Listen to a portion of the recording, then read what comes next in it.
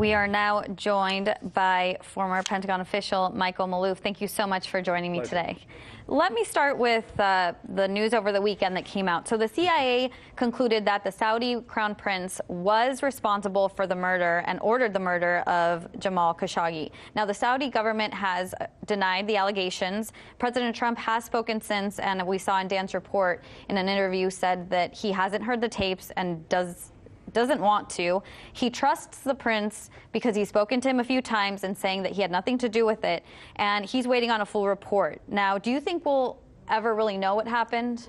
Probably not. The CIA assessment is just that. It's an assessment.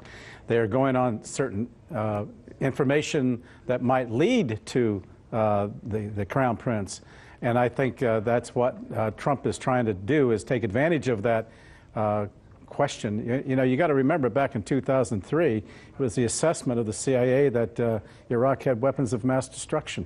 Well, guess what happened? We went in. But I think given the tapes, if they're valid, there's something to show that if there's smoke, there's certainly fire. So the question really is, what will Trump do about it? And I think that he probably will try to kick the can down the road and keep it business as usual, simply because Saudi Arabia is too valuable. We have interests there, but we don't share common values, and that's the problem that we're seeing today. Well, it is a problem. So even before the Khashoggi murder, Saudi agreed to buy Russian weapons in October of 2017. Now, could this be that the U.S. was looking for pretext to replace the crown prince with someone who's a little more obedient and won't turn to Russia or China for these weapons? No, I think that wasn't even on the table in terms of switching or looking for alternatives. You got to keep in mind that almost all of the Saudi weapon systems are U.S. and they can't even use those, let alone retrain to use some other equipment. But for the most part, Trump was backing the crown prince because of his son-in-law, Jared Kushner, who sort of massaged that relationship, and in turn got Netanyahu, from the Prime Minister of Israel, to go along in this unholy alliance. So you got these threesome, and basically the whole Trump administration policy on Middle East is predicated on Saudi Arabia. That is the linchpin of that entire policy. If that's pulled, everything goes down. Even the government of Israel could go down because of what happened to Jamal Khashoggi. Well, like you said, Trump has been very vocal of his support to Saudi Arabia, and he's vocal about how much the U.S. economy really relies on these arms sales. Now, in response to the murder, Trump has been receiving a lot of pressure from other members in Congress and policy and lawmakers to put more pressure on Saudi. Now, how is the administration, how do you think they'll handle this?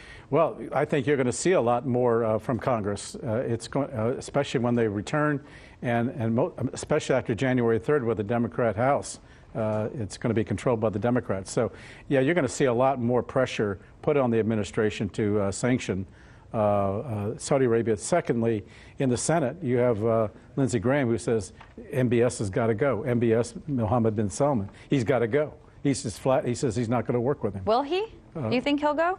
I think we'll probably see a potential for a palace coup. Well, we'll keep following it. But for now, other countries are also pushing back.